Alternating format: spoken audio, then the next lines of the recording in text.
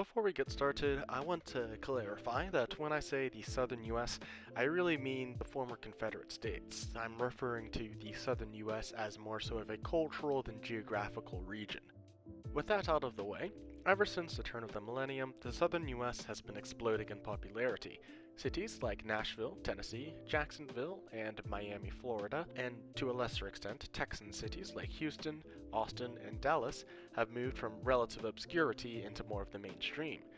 This is especially true if you're one of the people looking to escape New York and New Jersey property taxes, or perhaps Chicago violence and Californian homelessness. However, low taxes and lack of violent crime aren't enough to make the South stand out. After all, there are plenty of other places which have low property taxes and are way north of Nashville. Take Maine, for instance. There are also plenty of closer, more stable regions in the South relative to LA or San Francisco. Take Montana and Idaho. While some would be quick to point out that both of these states are also gaining loads of residents from the aforementioned quote-unquote most famous US cities, it simply isn't to the extent that the South has. So what makes the South different? Reason number one is it's warm. The South is one of the warmest regions of the US and has extremely mild winters. Anyone who has moved to Tennessee or North Carolina from New York would be surprised to see grocery stores cleared out when there is purely a mention of a teeny, tiny little dusting of snow, or the mentions of the numerous accidents because of the slightly icy roads the day after. These are because it's so rare to get a large amount of snow in the South. I've lived in the South longer than most, and I don't remember ever getting more than 4 to 6 inches of snow, let alone us lacking the infrastructure to deal with any snow and ice. Also, those who are retiring from the North usually aim to spend the rest of their days with warmth, grandchildren, and out on the golf course, or something like that. I don't know, I'm not old. But believe it or not, the South has plenty of golf courses, especially in Florida and Georgia. The numerous and fertile rivers of the South also result in loads of fish, which we know those grandkids ain't gonna catch themselves. Reason number two, it's clean.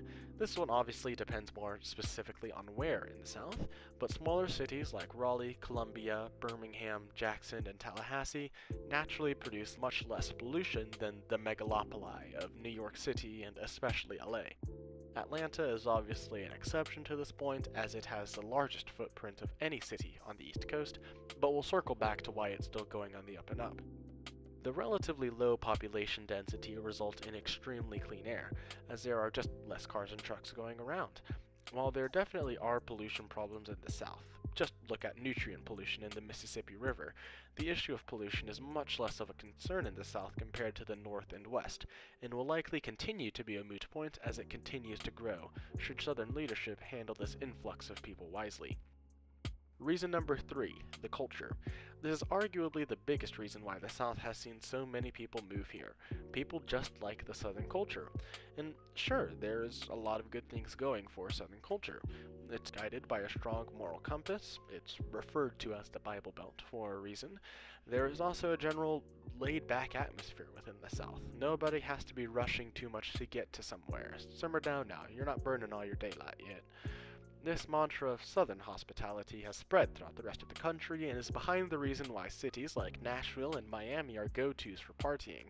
People visit, enjoy the Southern hospitality, maybe the history if they're boring people like me, and then decide to move to wherever they visited.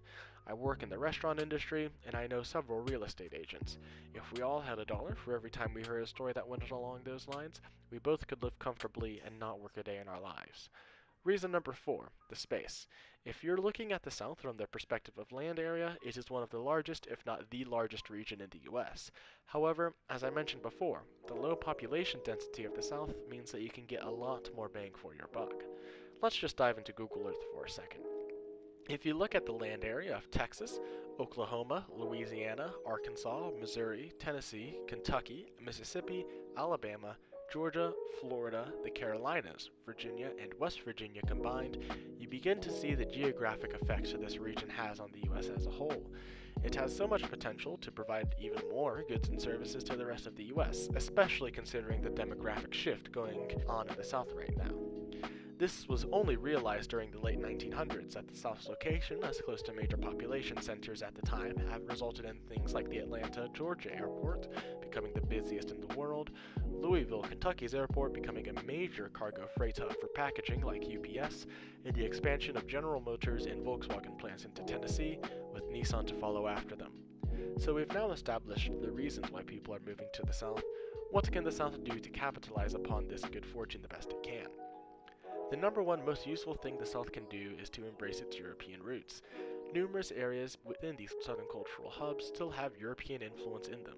This mixture of Spanish, English, French, and now Latin American and African American culture is what has created the southern culture of today.